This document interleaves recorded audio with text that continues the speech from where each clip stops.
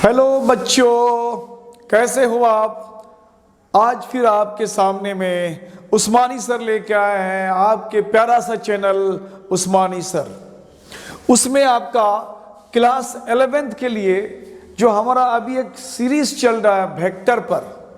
इससे पहले अगर हमारा क्लास आपने देखा होगा, लेक्चर आपने देखा होगा, तो उसमें बच्चों हमने वेक्टर का इंट्रोडक्शन दिया है। यानी वेक्टर्स का एक फीलिंग, वेक्टर को कैसे फील करोगे, why we need vector. Physical quantity को एक्सप्रेस करने के लिए हमारे पास ऑलरेडी यूनिट था, मैग्नीट्यूड था। अगर इससे मेरा काम अगर चल रहा था तो फिर हमें वेक्टर क्वांटिटी की ज़रूरत क्यों पड़ी। ये सारी बातें आपको इससे पहले वाले वीडियो में या इससे पहले वाले लेक्चर में आपको ऑलरेडी अपलोड करा दिया गया है, आप उसको जरूर देखो। वो इंट्रोडक्शन ऑफ वेक्टर है। आज हम लोग पढ़ेंगे वेक्टर का क्लासिफिकेशन और वेक्टर का टाइप। तो बच्चों सबसे पहले हम लोग देखते हैं वेक्टर का क्लासिफिकेशन। तो वेक्टर का जो क्लासिफिकेशन होता है बच्चों, वेक्टर का जो क्लासिफिकेशन होता है, क्लासिफिकेशन ऑफ वेक्टर्स, तो बेसिकली वेक्टर्स को दो क्लास में हम लोग डिवाइड करते हैं। एक को बोलते हैं पोलर वेक्टर्स, पोलर वेक्टर्स, और दूसरा होता है हमारा एक्सियल वेक्टर्स, एक्सियल वेक्टर्स। तो हमारे पास दो तरह का वेक्टर का क्लासिफिकेशन है। एक है हमारा पोलर वेक्टर, दूसरा है एक्सियल वेक्टर। अब ये दोनों वेक्टर किस तरह का होता है, बहुत लंबा इसमें हम लोग क्लास को, लेक्चर को बहुत नहीं करेंगे। आपको वेक्टर्स जानना है और वेक्टर को समझना है और वेक्टर का यूज करना है। फिजिक्स में आपको इतना ही करना होता है। तो सबसे पहले आते हैं हम पोलर वेक्टर में। तो पोलर वेक्टर के बारे में कहा जाता है वे वेक्टर्स जिसका इनिशियल पॉइंट हो, जिसको हम लोग पॉइंट ऑफ एप्लीकेशन कहते हैं। यानी वेक्टर जहां से स्टार्ट हो उसको हम लोग इनिशियल पॉइंट कहते हैं। तो इसको हम लोग शॉर्ट में लिख सकते हैं vectors having initial point, initial point. यानी वेक्टर जिसमें इनिशियल पॉइंट हो उसको हम लोग पोलर वेक्टर कहते हैं। जैसे एग्जाम्पल में हमने लिया फोर्स। तो फोर्स का कोई इनिशियल पॉइंट तो होगा। मान लो इधर से इधर की तरफ हमें फोर्स लगाना है, तो एक इनिशियल पॉइंट है और एक टर्मिनल पॉइंट है। तो फोर्स के लिए कहीं भी तो उसको इनिशिएट करना होगा ना, किसी भी डायरेक्शन में फोर्स लगाने के लिए कहीं से हमको अप्लाई करना पड़ेगा। तो इसको हम लोग इनिशियल पॉइंट कहते हैं, इनिशियल पॉइंट कहते हैं। मान लो ये फोर्स का डायरेक्शन है, इनिशियल पॉइंट, या किसी राइटर्स लोग किताबों में जो है इसको पॉइंट ऑफ एप्लीकेशन भी कहते हैं, point of application, point of application. तो हर वो वेक्टर जिसमें आपका इनिशियल पॉइंट, स्टार्टिंग पॉइंट या पॉइंट ऑफ एप्लीकेशन हो उसको हम लोग पोलर वेक्टर कहते हैं। जैसे फोर्स है हमारा, डिस्प्लेसमेंट है, वेलोसिटी है, एक्सीलरेशन है, बहुत सारे हैं जिनका स्टार्टिंग पॉइंट यानी इनिशियल पॉइंट या पॉइंट ऑफ एप्लीकेशन होगा। तो ऐसे वेक्टर्स को हम लोग बोलेंगे पोलर वेक्टर। इसी क्लासिफिकेशन में हमारा दूसरा आता है एक्सियल वेक्टर्स। एक्सियल वेक्टर कहते हैं vectors having rotational effect,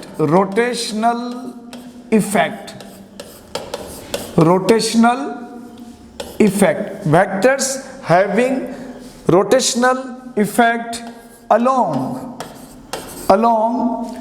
the axis of rotation, along the axis of rotation.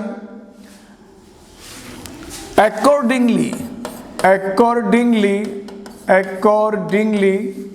right-handed screw rule, right-handed screw rule. क्या मतलब हुआ बच्चों? यानी वे वेक्टर जिसका जो इफेक्ट है रोटेशनल इफेक्ट हो, यानी घूमने वाली बात हो, यानी किसी एक्सिस के अबाउट वो रोटेट करता हो, उसके अंदर रोटेशनल इफेक्ट हो। और दूसरी बात, उस वेक्टर का जो डायरेक्शन होगा वो डायरेक्शन होगा along the axis of rotation, यानी जिस एक्सिस के अबाउट वो घूम रहा होता है उस एक्सिस के अलोंग होगा। अब जब मान लो कि हमारे पास यहाँ कोई ये रोटेशनल बॉडी है और ये हमारा एक्सिस ऑफ रोटेशन है, ये एक्सिस ऑफ रोटेशन है और ये बॉडी इसके चारों तरफ घूम रहा होता है, कोई भी चीज घूम रहा होता है। अब इसके घूमने की वजह से मान लो हम यहाँ पे इसका एंगुलर वेलोसिटी निकाल सकते हैं, एंगुलर एक्सीलरेशन निकाल सकते हैं, एंगुलर मोमेंटम निकाल सकते हैं, इसी तरह से टॉर्क की भी बात कर सकते हैं। तो ये सारे हमारे घूमने वाले, जहां भी घूमने की बात आएगी वहां पे हम लोग इस्तेमाल करते हैं। तो अगर यहाँ पे अगर हम एंगुलर वेलोसिटी की भी बात करेंगे बच्चों, तो इस एंगुलर वेलोसिटी को जब हम कहेंगे तो ये रोटेशनल इफेक्ट तो होगा, लेकिन अगर उसको वेक्टर बताएंगे तो उसका डायरेक्शन बताना होगा। तो कह रहा है कि उसका डायरेक्शन जो है वो एक्सिस के अलोंग होगा। तो एक्सिस के अलोंग का मतलब अप भी हो सकता है और डाउन भी हो सकता है। तो ये डिपेंड करता है कि किधर की तरफ होगा, कैसे वो घूम रहा है। तो राइट हैंड जो हमारा है, राइट हैंडेड स्क्रू रूल के हिसाब से वो चलेगा। तो राइट हैंडेड स्क्रू रूल के हिसाब से मान लो थंब की तरफ इसको रोटेट कराते हैं तो ये जो हमारा 4 फिंगर है वो इसके अंदर से बाहर की तरफ आएगा। अगर हम इधर से इसको रोटेट कराते हैं इधर की तरफ, तो राइट हैंड का जो 4 फिंगर है इसको अंदर से लेते हुए इसको बाहर करना है, तो इधर की तरफ उसका डायरेक्शन होगा उस एक्सियल वेक्टर का। यानी एक्सियल वेक्टर का जो डायरेक्शन होता है एक्सिस के तरफ होता है और किसके अनुसार होता है, वो राइट हैंडेड स्क्रू रूल के अनुसार होता है। जब आप किसी स्क्रू को आप खोलते हो, दाहिने हाथ से खोलते हो, तो आप ध्यान दोगे अगर ऐसे खोल रहे हो ऐसे, तो जब ऐसे खोल रहे हो तो देखोगे थंब का डायरेक्शन किधर है, नीचे की तरफ है, बिल्कुल नीचे जाएगा वो। अब जब उसको ऐसे खोलोगे, ऐसे उसको राउंड करोगे, तो जो थंब है राइट हैंड का वो ऊपर की तरफ है, यानी ऐसे अगर हम घुमाते हैं तो ऊपर की तरफ होगा, अगर वो ऐसे घुमा रहे हैं तो नीचे की तरफ होगा। तो राइट हैंड स्क्रू रूल को ये ओबे करता है। ऐसे वेक्टर को हम लोग एक्सियल वेक्टर कहते हैं। और उसके लिए एग्जाम्पल हम ले सकते हैं, एंगुलर वेलोसिटी आता है, एंगुलर वेलोसिटी, एंगुलर एक्सीलरेशन है, एंगुलर एक्सीलरेशन। उसी तरह से हमारा टॉर्क भी आता है, उसी में टॉर्क आता है। एंगुलर मोमेंटम भी ले सकते हो, ये भी लेते हैं हम लोग एंगुलर मोमेंटम। इसी तरह से बहुत सारे एग्जाम्पल इसमें आ सकते हैं। इन सभी का जो इफेक्ट होता है वो रोटेशनल इफेक्ट होता है और डायरेक्शन एक्सिस की तरफ होता है, दाहिने हाथ के जो पेंच का नियम, स्क्रू नियम है उसके अनुसार। तो बेसिकली हमारा जो वेक्टर है, वेक्टर को हम लोग 2 वर्ग में, 2 क्लास में डिवाइड करते हैं। एक को बोलते हैं पोलर वेक्टर, दूसरे को बोलते हैं हम लोग रोटेशनल वेक्टर या एक्सियल वेक्टर। अब इस तरह से अब अगला हमारा आता है टाइप्स ऑफ वेक्टर, यानी वेक्टर को फिर हम लोग फर्दर टाइप में बांटते हैं जो आपके फिजिक्स में बहुत ज्यादा यूज होने वाला है। तो इस टाइप में पहला हमारा आता है जीरो वेक्टर। पहला हमारा आता है जीरो वेक्टर। जीरो वेक्टर का डेफिनेशन है, इसका डेफिनेशन है वेक्टर हैविंग जीरो मैग्नीट्यूड, यानी वेक्टर का जो मैग्नीट्यूड है बच्चों वो 0 होगा। और रही बात डायरेक्शन, इसका डायरेक्शन कोई स्पेसिफाइड नहीं होता है, डायरेक्शन यहाँ पे कुछ यहाँ पे बताया नहीं जाता है। तो डायरेक्शन हमारे मर्जी पर होता है, उसको बोलते हैं arbitrary direction. Arbitrary direction, direction उसकी आर्बिट्रेरी है, जिधर आपको मन लगे मान लो। जैसे मान लो हमारे पास 2 एक्सिस है, एक्स एक्सिस वाई एक्सिस, और इन दोनों का ये जो पॉइंट ऑफ इंटरसेक्शन है इसको हम लोग ओरिजिन कहते हैं। अब कोई वेक्टर अगर यहाँ ओरिजिन में आ जाता है और उस वेक्टर का मैग्नीट्यूड अगर हम बोलेंगे एक्स वाई किसी के अलोंग में, तो इसका मैग्नीट्यूड यहाँ पे 0 हो जाएगा, क्योंकि जब तक हम एक्स की तरफ इधर की तरफ बढ़ते नहीं है तो एक्स का वैल्यू हमें नहीं मिलेगा at this point at origin. तो हमारा x का भी वैल्यू 0 है, y का भी वैल्यू 0 है।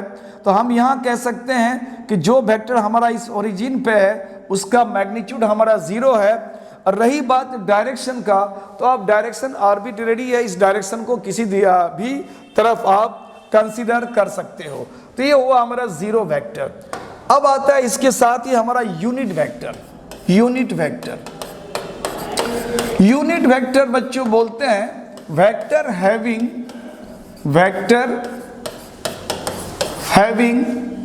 यूनिट मैग्नीट्यूड, यानी वेक्टर का जो मैग्नीट्यूड है वो यूनिट होगा, इकाई होगा। एक बात तो ये है। दूसरी बात ये है कि ये वेक्टर जो रिप्रेजेंट होता है और बाकी वेक्टर से अलग तरह से रिप्रेजेंट करते हैं, ताकि जितने भी वेक्टर्स हैं वो हम लोग एरो हेड से दर्शाते हैं। जैसे हम फोर्स की बात करते हैं तो उसके ऊपर में हम एरो हेड ले लेते हैं। इसी तरह से अगर हम वेलोसिटी की बात करते हैं तो यहाँ भी एरो हेड ले लिया जाता है। जो ये एरो है ये बताता है कि ये जो हमारा वेक्टर क्वांटिटी, ये हमारा वेक्टर क्वांटिटी है। तो यहाँ हम लोग यूनिट वेक्टर को ये एरो से नहीं दिखाते हैं, इसको हम लोग दिखाते हैं it is represented by cap. एक हम लोग सिंबल यूज करते हैं इस तरह का, कैप कहते हैं, कुछ किताब में इसको कैरेट भी लिखा जाता है। तो कैप के द्वारा, कैप के जरिए इसको रिप्रेजेंट करते हैं। दूसरी बात, ये यूनिट वेक्टर का इंपॉर्टेंस आपके फिजिक्स में बहुत ज्यादा है, यानी ज्यादातर हम लोग यूनिट वेक्टर का यूज करेंगे और बहुत जगह 11th आपका जो पोर्शन है वो और 12th में ज्यादातर यूनिट वेक्टर का इस्तेमाल किया जाता है। और यूनिट वेक्टर स्पेसिफिकली डायरेक्शन के लिए इस्तेमाल किया जाता है। तो लिख सकते हैं इट इंडिकेट्स डायरेक्शन, ये डायरेक्शन को इंडिकेट करने का काम करता है।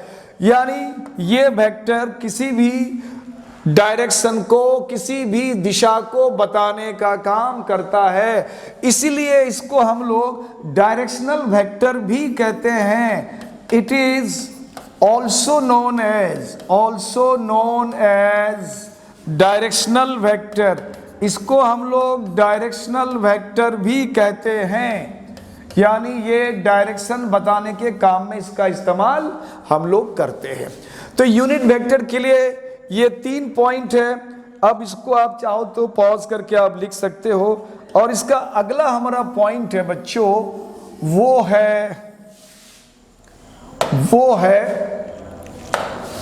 कि ये किसी भी वेक्टर को हम यूनिट वेक्टर में कन्वर्ट कर सकते हैं। किसी भी वेक्टर को, एनी वेक्टर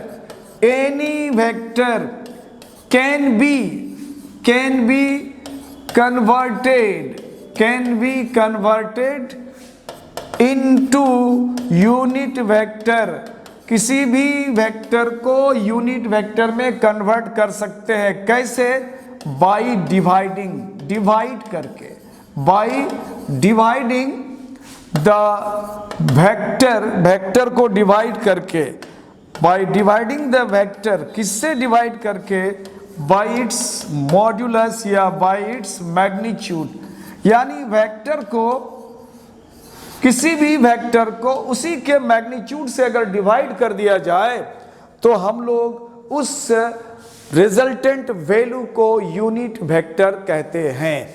जैसे मान लिया जाए कि हमारे पास कोई वेक्टर है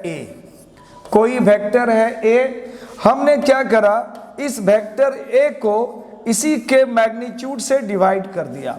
यानी वेक्टर में जब तक वो एरो है तो वो वेक्टर 2 चीज बताता है, डायरेक्शन एंड मैग्नीट्यूड। और जब हम एरो को हटा लेंगे तो अब जाकर के ये जो बचा हुआ वैल्यू होगा उसमें डायरेक्शन नहीं होगा, केवल मैग्नीट्यूड होगा। यानी हमने इस वेक्टर को इसके मैग्नीट्यूड से डिवाइड करा तो इसका ये यूनिट वेक्टर मिल जाएगा। यानी इसको हम लोग ए कैप यूनिट वेक्टर बोलेंगे। अब इसको थोड़ा सा अगर मैथमेटिकली आगे बढ़ाते हैं तो वेक्टर ए को लिख सकते हैं हम लोग ए वेक्टर मल्टीप्लाइड ए कैप। यानी किसी वेक्टर को अगर रिप्रेजेंट करना है तो उस वेक्टर के मैग्नीट्यूड को उसी वेक्टर के डायरेक्शन में यूनिट वेक्टर से अगर मल्टीप्लाई कर दें तो ये पूरा क्वांटिटी हमारा वो वेक्टर को दर्शाने का काम करेगा। तो इसका मतलब है कि यूनिट वेक्टर जो होता है वो किसी भी वेक्टर को हम कन्वर्ट कर सकते हैं। कैसे? तो उस वेक्टर को हम उसी के मैग्नीट्यूड से, उसी के मॉड्यूलस, मैग्नीट्यूड को मॉड्यूलस भी कहते हैं, मॉड्यूलस से डिवाइड करके उसको हम यूनिट वेक्टर में कन्वर्ट कर सकते हैं। तो बच्चों जब भी हम मॉड्यूलस की बात करेंगे ना, एक चीज आप ध्यान रखो, हम एक वर्ड यूज करेंगे अक्सर वेक्टर में, मॉड्यूलस। मॉड्यूलस देख लो इसको, मॉड्यूलस क्या है? तो मॉड्यूलस जो है दो पैरेलल लाइन होता है जो किसी भी वेक्टर का सिर्फ मैग्नीट्यूड बताता है। जैसे अगर हमने कहा कि फोर्स एक हमारा वेक्टर क्वांटिटी है, जब हमने इसमें मॉड्यूलस लगा दिया तो केवल ये मैग्नीट्यूड हो जाएगा, यानी एरो का कोई मतलब नहीं। जब हम मैग्नीट्यूड की बात करेंगे डायरेक्शन को हम लोग इग्नोर कर देते हैं। तो इसी तरह से अगर कोई वेक्टर ए है, अगर इसमें हमने मॉड लगा दिया तो केवल उसका मैग्नीट्यूड मिलेगा, यानी ए मिलेगा। एरो हटने का मतलब है कि उसका डायरेक्शन नहीं बता रहा है। तो ये वो हमारा यूनिट वेक्टर के बारे में। ये यूनिट वेक्टर जो कुछ है, कुछ यूनिट वेक्टर फिक्स है जो हम फिजिक्स में उसको बहुत यूज करेंगे। तो इसको हम लोग एनबी में देख लेते हैं, एनबी में, नॉटी बैनी में। स्पेसिफिकली वेक्टर आई कैप, जे कैप और के कैप, ये अलोंग तीन एक्सिस के होते हैं, along X, Y and Z axis के अलोंग ये तीन वेक्टर्स को हम लोग लेते हैं और उनके पॉजिटिव डायरेक्शन की तरफ, पॉजिटिव डायरेक्शन की तरफ, इन एक्सिस के पॉजिटिव डायरेक्शन को दिखाने के लिए हम लोग आई, जे और के यूनिट वेक्टर लेते हैं जो सिंपली डायरेक्शन बताने का काम करता है। इस पर आपको पूरा फिजिक्स का जितना भी आगे यूज होगा, जितना भी फिजिक्स में वेक्टर का आप यूज करोगे, पूरे वेक्टर में जितना भी यूज करोगे वेक्टर के फॉर्म में फिजिक्स में, तो वहां पे आई, जे, के का बहुत ज्यादा यूज होगा। बार बार इसको हम लोग यूज करेंगे। तो थोड़ा सा मैं इसको बता दूं ये किस तरह से रिप्रेजेंट करते हैं। सपोज दैट हमारे पास तीन एक्सिस है, हमारे पास तीन एक्सिस है, एक इधर है, दूसरा एक इधर ले लिया और तीसरा ये इधर ले लिया। Suppose that it is X axis, Y axis और ये जेड एक्सिस, और यहां इसका ओरिजिन होता है। ये जो दो एक्सिस है ये आपको देखने में बिल्कुल लगता है एक दूसरे पर परपेंडिकुलर है, और ये एक्सिस नहीं लगता है बच्चों। इनफैक्ट ये एक्सिस इस तरह से होता है, इस बोर्ड पर, इस बोर्ड के बिल्कुल इस पॉइंट से जाते हुए और इस बोर्ड के प्लेन पर परपेंडिकुलर होता है। तो जब आपको ऐसे रखोगे तो ये y के साथ ये 90 का एंगल बनेगा और z के साथ भी ये 90 का एंगल बनाएगा। यानी इन तीनों एक्सिस को हम लोग ऑर्थोगोनल एक्सिस कहते हैं। इन तीनों एक्सिस को क्या कहते हैं? ऑर्थोगोनल, ऑर्थोगोनल एक्सिस भी कहा जाता है। मतलब ये तीनों एक्सिस अपने में एक दूसरे पर परपेंडिकुलर है, यानी 90 के एंगल पर है, परपेंडिकुलर है, 90 के एंगल पे है, इसलिए इसको हम लोग ऑर्थोगोनल एक्सिस कहते हैं। अब हम लोग करते क्या है कि एक्स एक्सिस का ये पॉजिटिव डायरेक्शन है और उसके बैक में चले जाएंगे तो नेगेटिव डायरेक्शन हो जाएगा। वाई का ये पॉजिटिव डायरेक्शन है, जस्ट उसको बैक करेंगे तो उसका नेगेटिव होगा। इसी तरह से ये जेड का अप साइड में अगर हमारा पॉजिटिव है तो डाउन साइड में उसका नेगेटिव हो जाएगा। पॉजिटिव डायरेक्शन को बताता है, यानी इसके तरफ हम लेते हैं आई कैप और इसके तरफ हम लेते हैं जे कैप और इधर की तरफ लेते हैं हम लोग के कैप। अब हम किसी भी एक्सिस के तरफ, किसी भी एक्सिस के तरफ हम अगर चल रहे हैं, सपोज दैट के इस एक्सिस के तरफ हमने 1 2 3 4 यूनिट चला। कितना चला? 4 यूनिट। अब इस 4 के साथ हमने जे कैप लगा दिया, तो अब ये हमें बताने की जरूरत नहीं कि ये हमने 4 यूनिट ओरिजिन से किधर चला। ये सिंपली अगर आप 4 लिखोगे तो ये समझ में नहीं आएगा कि ओरिजिन से हमको 4 चलना है तो ये किधर चला, हमने 4 x की तरफ, y की तरफ, j की तरफ, और जब हमने इसको j कैप से मल्टीप्लाई कर दिया तो ये इंडिकेट हो गया कि ओरिजिन से हम y एक्सिस की तरफ 4 यूनिट चले हैं।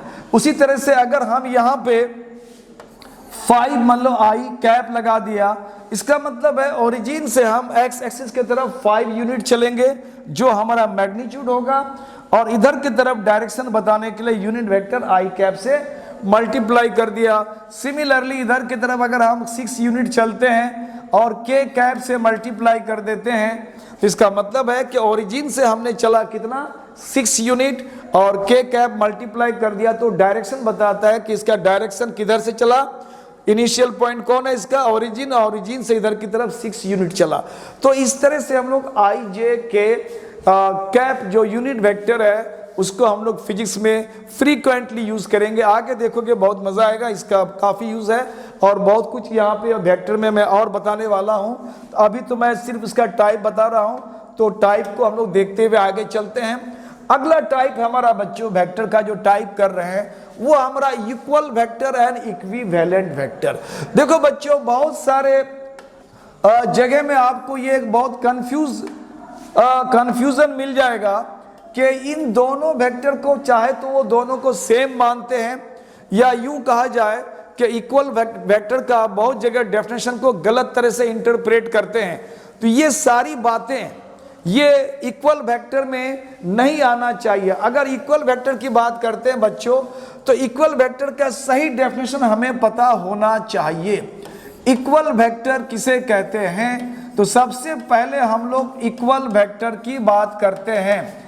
पहला पॉइंट है इसका कि इसका मैग्नीट्यूड सेम होना चाहिए, सेम मैग्नीट्यूड, सेम मैग्नीट्यूड।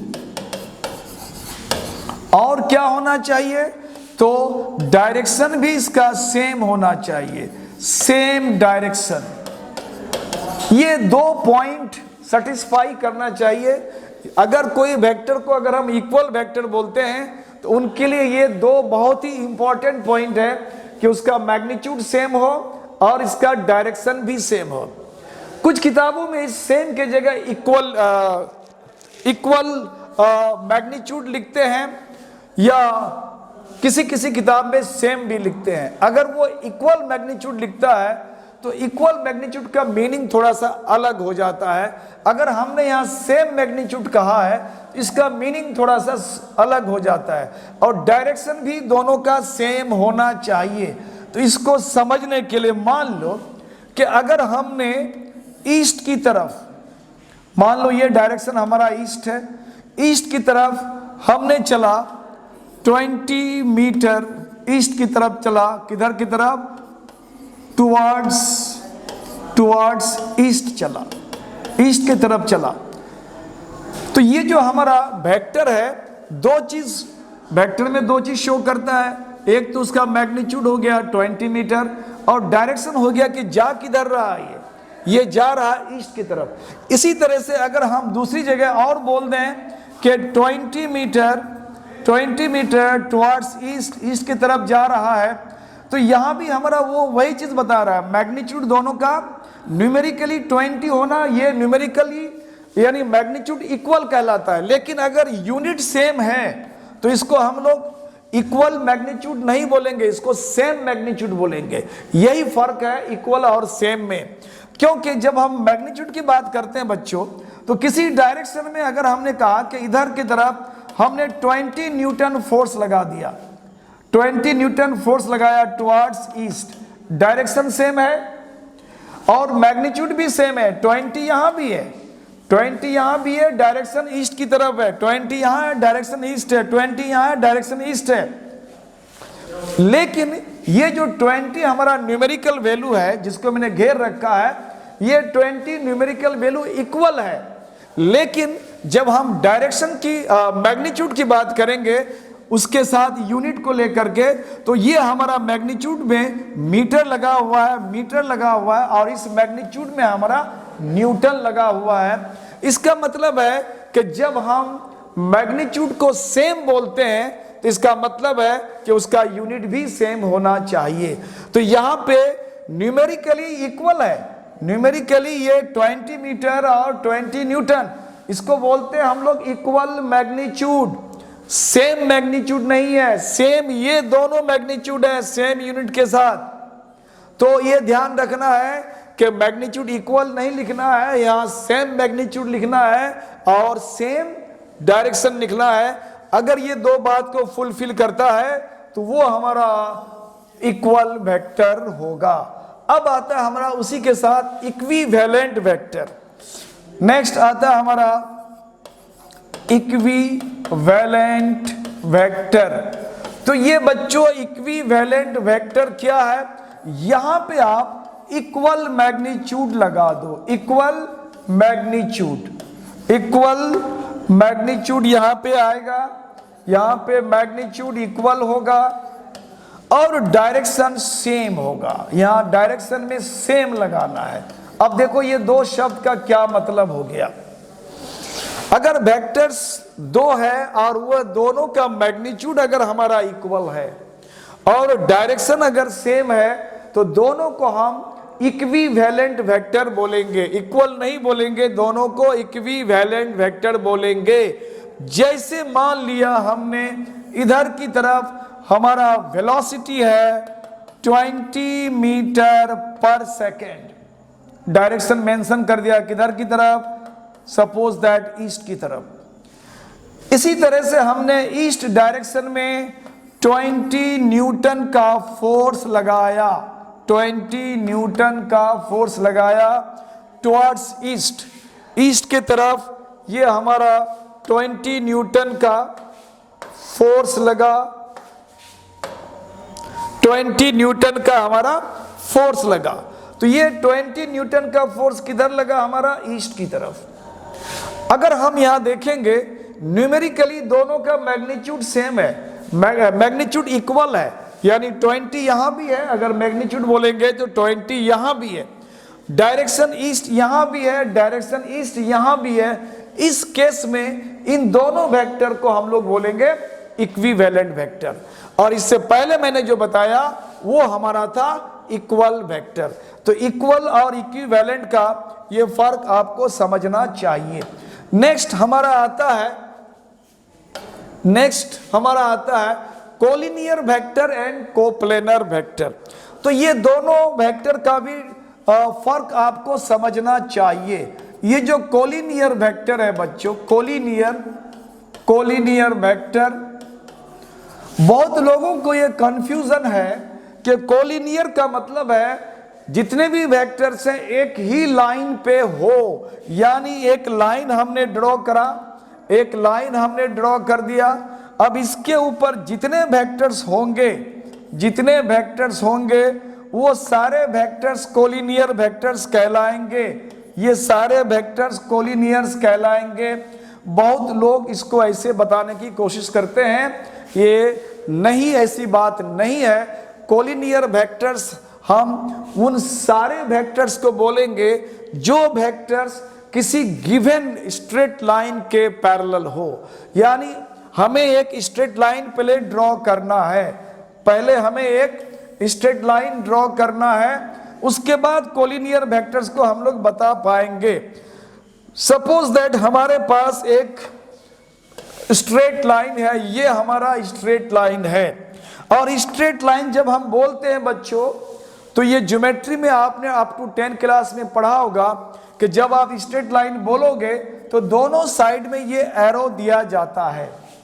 ये दोनों साइड में एरो देना जरूरी है कि जब तक उसके लेंथ को हम सीमित नहीं करेंगे, सिंपली स्ट्रेट लाइन बोलेंगे तो ये अप टू इन्फिनिटी चलेगा और ये भी अप टू इन्फिनिटी चलेगा, इसको हम नहीं रोक सकते हैं, इसलिए दोनों तरफ इसका एरो दिया जाता है, इसको हम लोग स्ट्रेट लाइन कहते हैं। और अगर आप ऐसे लाइन ड्रॉ करके छोड़ दो तो इसको स्ट्रेट लाइन नहीं बोल करके इसको बोलते हैं सेगमेंट ऑफ स्ट्रेट लाइन, यानी किसी सरल रेखा का एक टुकड़ा है, यानी स्ट्रेट लाइन का एक सेगमेंट है, टुकड़ा है। और अगर हमने यहाँ एरो लगा दिया तो अब ये सेगमेंट नहीं हुआ, ये कंप्लीट एक स्ट्रेट लाइन हुआ। तो इन बातों को भी आपको देखना है कि स्ट्रेट लाइन को हम लोग कैसे रिप्रेजेंट करते हैं। और उसके सेगमेंट को कैसे रिप्रेजेंट करते हैं। अब ये स्ट्रेट लाइन है हमारा, ये हमारा एक स्ट्रेट लाइन है। अब इस स्ट्रेट लाइन के नीचे आप जितना वेक्टर्स ले लो, एक वेक्टर इधर लिया, दूसरा इधर लिया, तीसरा यहां लिया, और कोई जरूरी नहीं है कि डायरेक्शन हम उधर ही रखेंगे। कोई भी वेक्टर लेंगे, any vector, vector A, vector B, vector C, vector D, ये सारे वेक्टर अगर हम देखेंगे separately, this vector is parallel to that line, यानी ये वेक्टर इस लाइन के पैरेलल है। इसी तरह से बी वेक्टर को हम देखेंगे तो ये भी इस लाइन के पैरेलल है, सी भी इसके पैरेलल है, और ये डी डायरेक्शन अपोजिट है। चूंकि स्ट्रेट लाइन में दोनों डायरेक्शन है, ये ध्यान रखना, इधर भी है और इधर भी है, किसी एक डायरेक्शन को नहीं दिखा सकते हम लोग, बोथ डायरेक्शन है। तो ये डी वेक्टर भी इस लाइन के पैरेलल है। तो ये सारे वेक्टर्स इस दिए हुए स्ट्रेट लाइन के पैरेलल है, इसलिए इन सभी वेक्टर्स को हम लोग मिला करके बोलते हैं कोलिनियर वेक्टर्स।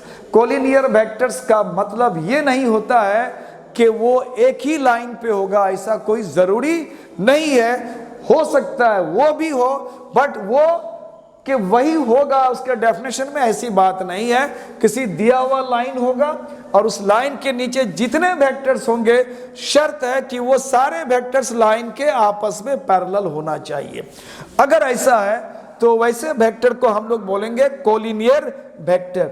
अब इसमें एक चीज आ रहा है बच्चों, कोलिनियर वेक्टर को जानने के बाद कुछ वेक्टर्स का डायरेक्शन एक तरफ है, जैसे हमने लिया ए बी सी, ये तीन वेक्टर का डायरेक्शन एक तरफ है। जिन वेक्टर्स का डायरेक्शन एक तरफ हो तो उसको हम लोग पैरेलल वेक्टर कहते हैं, इसका नाम है पैरेलल वेक्टर्स, यानी तीनों वेक्टर्स को आपस में बोलेंगे पैरेलल वेक्टर। और ये जो डी वेक्टर है इसका डायरेक्शन जस्ट अपोजिट है, तो इसको हम लोग बोलेंगे ए बी सी से ये अपोजिट है, यानी ए का या बी का या सी का, ये एंटी पैरेलल वेक्टर बोलते हैं इसको बोलते हैं एंटी पैरेलल वेक्टर। तो अब यहां पे हमारे पास कोलिनियर वेक्टर में बच्चों दो तरह का वेक्टर आ गया। वे वेक्टर जिसका डायरेक्शन एक ही हो, एक ही तरफ हो, वो सबको हम पैरेलल वेक्टर बोलेंगे, और जो वेक्टर का डायरेक्शन अपोजिट हो उसको हम लोग एंटी पैरेलल वेक्टर बोलेंगे। तो ये हमारा कोलिनियर वेक्टर के बारे में हुआ। अब आता है इसी में हमारा कोप्लेनर वेक्टर। कोप्लेनर वेक्टर कैसा है? कोप्लेनर वेक्टर्स का डेफिनेशन सिंपल है, वेक्टर्स हैविंग सेम प्लेन या vector lying on same plane, vectors lying on same plane, यानी एक ही प्लेन में सारे वेक्टर्स अगर लाई करता है तो उसको हम लोग कोप्लेनर वेक्टर कहते हैं। जैसे ये बोर्ड आपका एक प्लेन है, इस बोर्ड में आप जितना वेक्टर ड्रॉ कर लो, नो मैटर किसका डायरेक्शन क्या है, किसको आप किधर ड्रॉ कर रहे हो, what ever be the direction, magnitude क्या है, डायरेक्शन क्या है, उससे मैटर नहीं है। मैटर ये है कि ये सारे वेक्टर इस बोर्ड में यानी एक प्लेन में लाई करता है, तो इसको हम लोग बोलेंगे कोप्लेनर वेक्टर्स। कोप्लेनर वेक्टर्स के लिए थोड़ा सा एक और जानकारी आपको मैं बता दूं। कोप्लेनर वेक्टर्स के लिए आपके पास अगर दो वेक्टर है, यानी अगर आपके पास केवल दो वेक्टर्स है, टू वेक्टर्स अगर है, तो two vectors are always coplanar. दो वेक्टर हमेशा कोप्लेनर होगा, दो वेक्टर हमेशा क्या होगा? कोप्लेनर होगा। क्यों?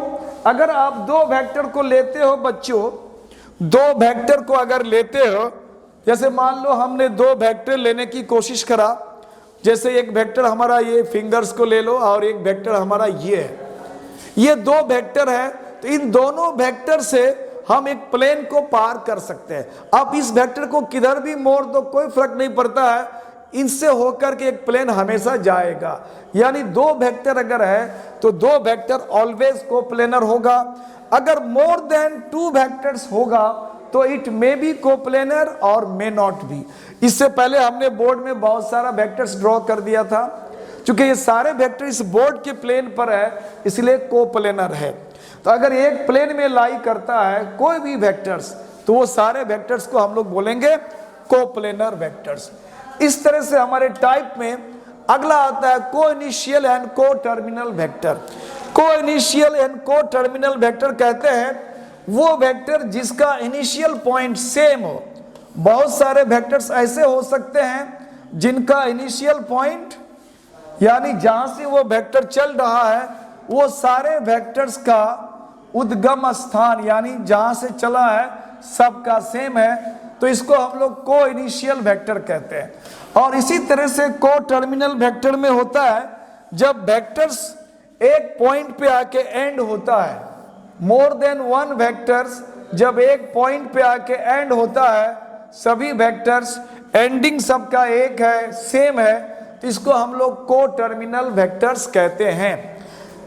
और ये दोनों टाइप के वेक्टर को मिला करके, इन दोनों ही वेक्टर को मिला करके को इनिशियल और को टर्मिनल को मिला करके हम लोग कंकरेंट वेक्टर कहते हैं। दोनों को मिला के बच्चों कंकरेंट वेक्टर कहते हैं। इन दोनों को मिला के इसका नाम है कंकरेंट वेक्टर। तो ये को इनिशियल और को टर्मिनल वेक्टर समझ में आ गया। उसके बाद आता है हमारा position vector and displacement vector. ये दोनों वेक्टर किस तरह का है? पोजीशन वेक्टर जो होता है, पोजीशन वेक्टर यानी ये जो हमारा पोजीशन वेक्टर है, पोजीशन वेक्टर ये किसी भी पार्टिकल का, किसी भी बॉडी का पोजीशन को बताता है कि वो बॉडी पर्टिकुलर टाइम में कहां है। इट इंडिकेट्स position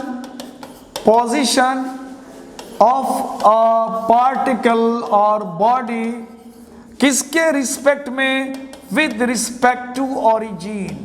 यानी हमारा जो फ्रेम ऑफ रेफरेंस, हम किसी भी चीज को रेस्ट मोशन मैकेनिक्स में जब दिखाएंगे तो वहां पे हम कहते हैं कि जब कोई बॉडी रेस्ट में है, इट मे बी कि आपके लिए रेस्ट में हो, किसी और के लिए वो मोशन में भी हो सकता है। ये मैकेनिक्स में आपको दिखाया जाएगा, बताया जाएगा। तो अगर ये कोई रेस्ट में है या मोशन में है, अब इस चीज को, इस झगड़े का सॉल्यूशन क्या है? तो कहा जाता है कि इस झगड़े का सॉल्यूशन है फ्रेम ऑफ रेफरेंस, जो आगे मैं बताऊंगा। तो फ्रेम ऑफ रेफरेंस जहां से हम इनिशिएट करते हैं उसको हम ओरिजिन कहते हैं। तो बेहतरीन फ्रेम ऑफ रेफरेंस हम लोग 3 एक्सिस लेते हैं, एक्स एक्सिस, वाई एक्सिस और जेड एक्सिस को हम लोग फ्रेम ऑफ रेफरेंस कहते हैं, और ये उसका ओरिजिन हुआ। तो कह रहा पोजीशन वेक्टर करता क्या है? वो किसी भी पार्टिकल का, किसी भी बॉडी का पोजीशन बताता है, स्थान बताता है कि वो कहां पर है और किसके रिस्पेक्ट में। तो कह रहा है वो ओरिजिन के रिस्पेक्ट में। सपोज दैट कोई बॉडी ए यहां पर है, तो हम लोग इसको ओरिजिन से लेते हैं और बोलते हैं कि ओरिजिन से वो इधर की तरफ है। तो ओरिजिन से जो इसका लेंथ है इस पोजीशन वेक्टर का हो जाता है मैग्नीट्यूड, और जो एरो का डायरेक्शन है इस पोजीशन वेक्टर का वो डायरेक्शन हो जाता है। इसका मतलब है कि जब हम पोजीशन वेक्टर की बात करेंगे तो पोजीशन वेक्टर में 2 बात आएगी, मैग्नीट्यूड। तो मैग्नीट्यूड जो होगा पोजीशन वेक्टर में, वो मैग्नीट्यूड हो जाएगा डिस्प्लेसमेंट, या उसको हम लोग शॉर्ट में लेंथ भी कह सकते हैं। लेंथ फ्रॉम ओरिजिन, यानी ओरिजिन से उसका लेंथ क्या है वो हो जाएगा उसका मैग्नीट्यूड। और जो एरो है वो एरो बताएगा हमारा डायरेक्शन। वो एरो क्या बताएगा? वह बॉडी किस तरफ है, किस ओर है, X axis, Y axis, Z axis के साथ कितने एंगल पर इंक्लाइंड है।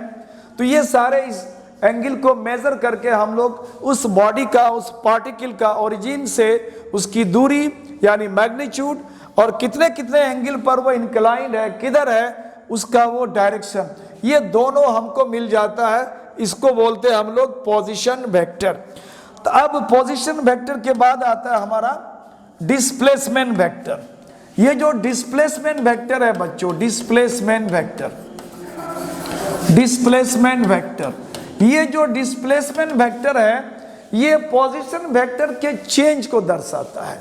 यानी ये वेक्टर स्पेशली क्या करता है, it indicates change in position of a particle, किसी पार्टिकल के चेंज इन पोजीशन को दर्शाने का काम करता है। जैसे मान लिया जाए, जैसे हमने ले लिया कि हमारे पास एक एक्सिस है इधर, दूसरा एक्सिस है इधर, और तीसरा एक्सिस हमारा इधर की तरफ है। This is X axis origin, this is Y axis and Z axis. अब मान लेते हैं एक पर्टिकुलर टाइम में कोई पार्टिकल यहां पर था, किसी पर्टिकुलर टाइम में कोई भी बॉडी या पार्टिकल ए में था और टी समय के बाद वो चलते हुए बी में आ गया, यानी पार्टिकल ने अपना पोजीशन को चेंज कर दिया, यानी ए से बी तक वो डिस्प्लेस हो गया। तो अब हमें बताना पड़ेगा कि इस पार्टिकल का पोजीशन वेक्टर क्या है। तो ओरिजिन से हम इसको मिला देते हैं और मान लिया कि इसका पोजीशन वेक्टर यह है R1।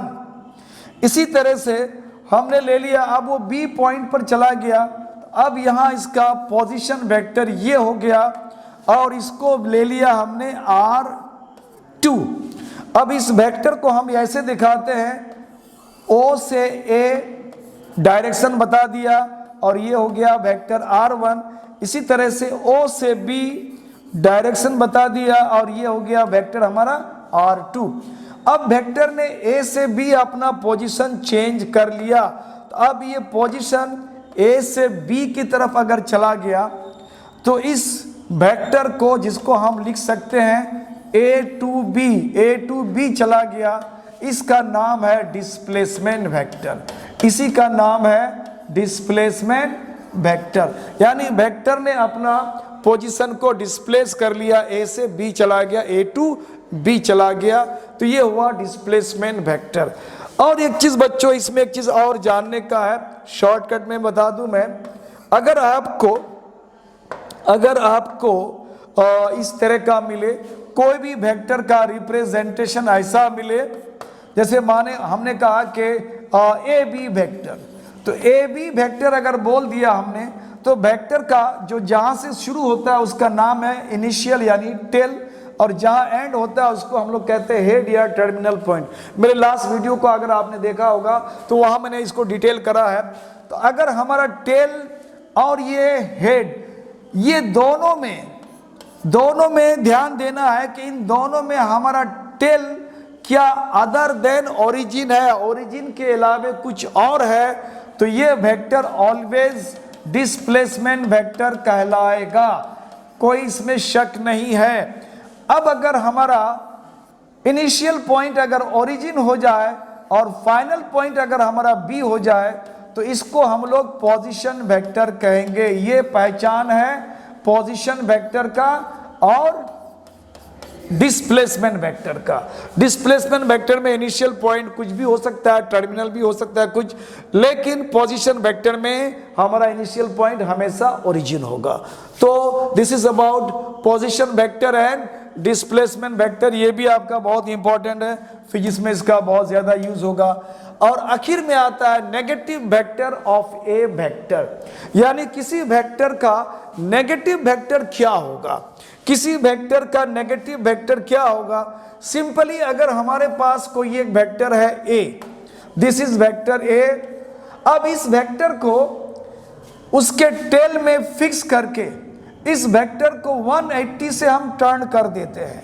अगर इस वेक्टर को हमने 180 से इधर की तरफ टर्न कर दिया, 180 के एंगल पर इसको हमने अगर इसको घुमा दिया, 180 डिग्री के एंगल पे हमने इस वेक्टर को टर्न कर दिया, तो अब जो हमारा ये रिजल्टेंट मिलेगा, इसको रिजल्टेंट या कंपोनेंट भी कहते हैं, इस वेक्टर को हम लोग ए वेक्टर का नेगेटिव कहते हैं और इसको हम लोग माइनस साइन से चिन्हित करते हैं। तो नेगेटिव वेक्टर एक टाइप नहीं है, बल्कि किसी भी वेक्टर को आप जस्ट 180 से टर्न कर दो, टेल को फिक्स करके, टेल हमारा यहाँ पे फिक्स है, जस्ट इसको 180 से टर्न कर देंगे अगर, तो ये हमारा नेगेटिव वेक्टर हो जाएगा।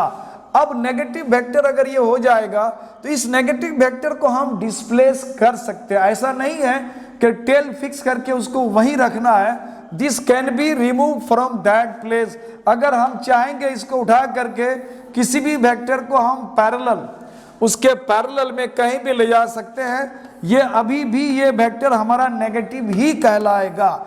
ऐसा नहीं है कि हमने इसको टेल फिक्स करके रखा तभी नेगेटिव है, हमने इसको उठा के यहाँ लेके आया, अभी भी ये नेगेटिव वेक्टर ही कहलाएगा। तो ये आपको वेक्टर का क्लासिफिकेशन और वेक्टर का टाइप बिल्कुल कम शब्दों में और कम टाइम को किल करते हुए बताया गया। बहुत ज़्यादा इसमें आपको बहुत ज़्यादा बोझल नहीं होना है। आगे वेक्टर पर बहुत ही अच्छे अच्छे सवालात होंगे, बहुत अच्छे अच्छे आपको इसमें जानकारियाँ मिलेगा, बहुत बेहतरीन कॉन्सेप्ट मिलने वाला है। तो आप इसी तरह से हमारे साथ बने रहें और हमारे साथ हमारे चैनल को इस तरह से आप प्रमोट करते रहें, हमें प्रोत्साहित करते रहें। Thank you for watching my channel. इस तरह से